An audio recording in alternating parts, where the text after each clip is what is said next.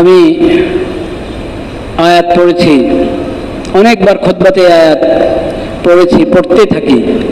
সূরাতুল হাশরের শেষের দিকের একটি আয়াত, ইয়া আইয়ুহাল্লাযীনা আমানুত্তাকুল্লাহ ওয়াল তানজুর নাফসুম মা কদ্দামাত লিগাদ ওয়াত্তাকুল্লাহ ইন্নাল্লাহা খাবীরুম বিমা তা'মালুন। আখিরাতের প্রস্তুতি গ্রহণ, আখিরাতের জন্য প্রস্তুত হও, সেটা এখন এই সময়। এবং এই রমজানের বাকি যে কয়দিন আছে খুব তওবা ইস্তেগফারের মধ্যে সময়টা কাটানোর চেষ্টা করি। ইস্তেগফার বেশি বেশি পড়া, দুরূদ শরীফ বেশি বেশি পড়া এবং তওবা। তওবা কাকে বলে? তওবা কাকে বলে? তওবা হলো ফিরে আসা। গুনাহ করা মানেই হলো কোনো পাপ, আল্লাহর হক নষ্ট করা, আল্লাহর মাখলুকের হক নষ্ট করা, পাপাচার, যে কোনো গুনাহ। গুনাহ করা মানেই হলো আমি উল্টা দিকে হাঁটা শুরু করেছি, আল্লাহর সন্তুষ্টির রাস্তা ছেড়ে অন্যদিকে হাঁটা শুরু করেছে। এখন আমার দায়িত্ব হলো তওবা করা। তওবা মানে হলো ফিরে আসা, আবার পথে আসো, পথে আসো, আল্লাহ সন্তুষ্টির রাস্তায় আসো। তওবা মানে ফিরে আসা। কোত্থেকে ফিরে আসবো? মানে আমি তো উল্টা পথে হাঁটা শুরু করেছি। কোনো পাপের কাজ করা মানেই উল্টা দিকে হাঁটা। মুসলিম মুমিন তো জান্নাতের দিকে হাঁটবে, জান্নাতের রাস্তায় চলতে থাকবে। গুনাহ করা মানে সে জাহান্নামের রাস্তার দিকে হাঁটছে। আল্লাহ সন্তুষ্টির রাস্তা ছেড়ে আল্লাহর নাফরমানির রাস্তার দিকে চলছে। তার দায়িত্ব দ্রুত ফিরে আসা, আবার সঠিক রাস্তায় আসো, তওবা করো। তওবা মানেই সঠিক রাস্তায় ফিরে আসো, সঠিক রাস্তায় ফিরে আসো। শুধু ইস্তিগফার, আস্তাগফিরুল্লাহ আস্তাগফিরুল্লাহ, হ্যাঁ আল্লাহ আমি ক্ষমা চাই ক্ষমা চাই বললাম, ফিরে আসলাম না, রাস্তা পরিবর্তন করলাম না, তাহলে তওবা হবে? ইস্তিগফার তওবাবিহীন, এটা কোনো এক পর্যায়ে এটা উপহাসের মতো হতে পারে। উপহাস, সরি সরি বলছি কিন্তু আমার আচরণ পরিবর্তন করছি না আমি। আল্লাহর সঙ্গে এটা চলে, মানুষের সঙ্গে তো এটা চলে না। এই জন্য ভাই ইস্তিগফার এবং তওবা, ইস্তিগফার এবং কি তওবা দুইটা একসাথে। আস্তাগফিরুল্লাহাল্লাযী লা ইলাহা ইল্লা হুয়াল হাইয়ুল কাইয়্যুম ওয়া আতুবু ইলাইহি। দেখেন ইস্তিগফারের যেই দোয়া শিখিয়েছেন নবী করিম সাল্লাল্লাহু আলাইহি ওয়াসাল্লাম, দুটো কথা একসাথে। আস্তাগফিরুল্লাহ, আমি আল্লাহর কাছে ক্ষমা চাই, ক্ষমার প্রার্থনা করি, আল্লাহ আমাকে ক্ষমা করে দেন। আল্লাহ একমাত্র মাহবুদ, আল্লাহ ছাড়া কোনো মাহবুদ নেই। যিনি ছাড়া কোনো মাহবুদ নেই সেই রব্বুল আলামিনের দরবারে আমি মাগফিরাতের প্রার্থনা করি, ক্ষমা প্রার্থনা করছি। ওয়া আতুবু ইলাইহি, এবং আমি তার কাছে ফিরত আসছি, ফিরে এসেছি। আমি যে উল্টা পথে হাঁটা শুরু করেছিলাম, আল্লাহর নাফরমানির দিকে যাচ্ছিলাম, ওই দিক থেকে আমি ফিরে আবার আল্লাহ সন্তুষ্টির রাস্তায় এসে গেছি। এটার নাম হলো ইস্তিগফার। যে ইস্তিগফারের মধ্যে তওবা আছে ওটা ইস্তিগফার। যে ইস্তিগফারের মধ্যে তওবা নেই, গুনার রাস্তায় চলছে আর আস্তাগফিরুল্লাহ আস্তাগফিরুল্লাহ মুখে বলছে, এটা ইস্তিগফার না। তওবা বার লব, সুবহা বার কফ, দিল পুরা যাওকে গুনাহ, মাসিয়াত রা খান্দামি আয়াত যে ইস্তিগফার মা। কোন ফার্সি কবি বলেছেন, খুব দারুণ কথা বলেছেন।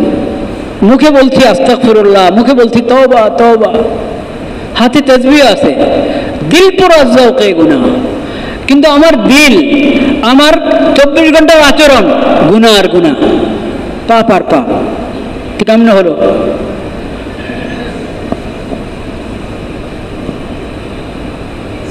মাসিয়াত রা খান্দামি আয়াত যে ইস্তিগফার মা। এমন করলে তখন পাপেও হাসে, পাপেও কি হাসে, ও তোর তওবা তোর ইস্তিগফার দেখছি, পাপেও হাসে। তো পাপকে আমি কি হাসতে দিব আমার উপর? না। এজন্য আমার তওবার সঙ্গে ইস্তিগফার থাকবে, আমার ইস্তিগফারের সঙ্গে কি থাকবে? তওবা থাকবে। ফিরে আসো, যা হয়ে গেছে ওটার উপর লজ্জিত হয়ে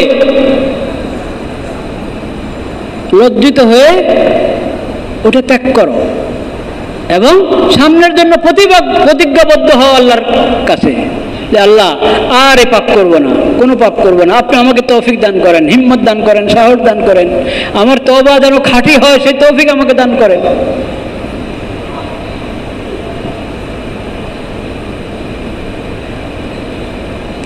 আর পিছনের কাফফারা করো, তওবার পরে পিছনের কাফফারা ধীরে ধীরে করতে থাকো। যাদের হক নষ্ট করেছ তাদের হক আদায় করো। তওবার কারণে গুনাহ মাফ হয়, যদি খাঁটি তওবা হয় তাহলে গুনাহ মাফ হয়, কিন্তু আরেকজনের হক মাফ হয় না।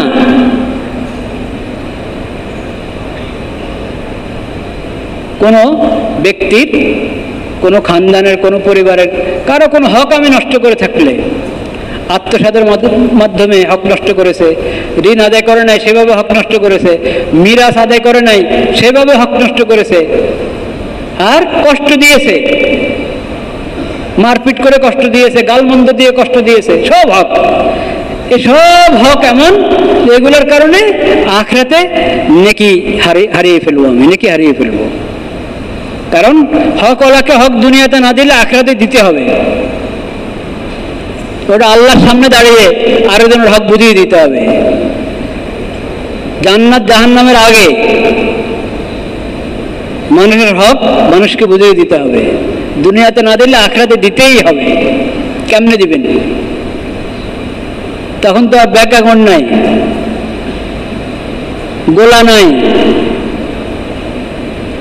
ধানের গোলাও নাই, স্বর্ণের গোলাও নাই, কিচ্ছু নাই, ওখানে কোনো কারেন্সি নাই। টাকা তো চলবে না, চলবে না, ডলারও চলবে না।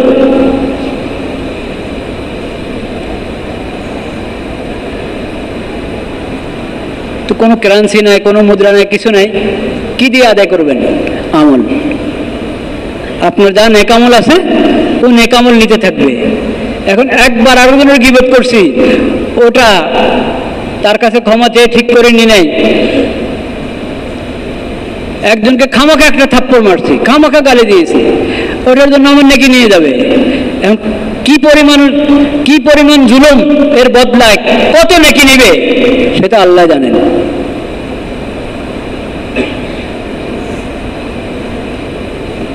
যখন নেকি দিতে দিতে নেকি শেষ হয়ে গেছে, মানুষের হক কি হয় নাই, শেষ হয় নাই, তখন আর কি নাই, কিছু আর কি করবে? না, তারপরও আছে, ছাড় নাই, ওর গুনাহ তোমার কাঁধে আসবে, ওর গুনাহ তোমার কাঁধে আসবে। তো ওর গুনাহ হালকা হবে, নেকি তো নিল, এখন তার গুনাহ এদিকে চলে আসলে সে জান্নাতে চলে যাবে, তুমি জাহান্নামে যাবে। কঠিন অবস্থা কিন্তু এটা। আল্লাহর মাখলুকের হক নষ্ট করা, মাখলুকের উপর জুলুম করা, অত্যাচার, অনাচার, এটা আমরা হালকা মনে করি। হালকা না, এটা যুলুমাতুন ইয়াউমাল কিয়ামা, কিয়ামতের দিন এটা অন্ধকার আর অন্ধকার, তোমাকে ধ্বংস করতেই থাকবে। এটা সব নেকি নিয়ে, যখন নেকি নাই তার গুনাহ তোমার কাঁধে আসতে থাকবে, এখন আর তোমার জান্নাতে যাওয়ার কোনো উপায় নাই। ফাউলকিয়া ফিন্নার, ঠেলে জাহান্নামে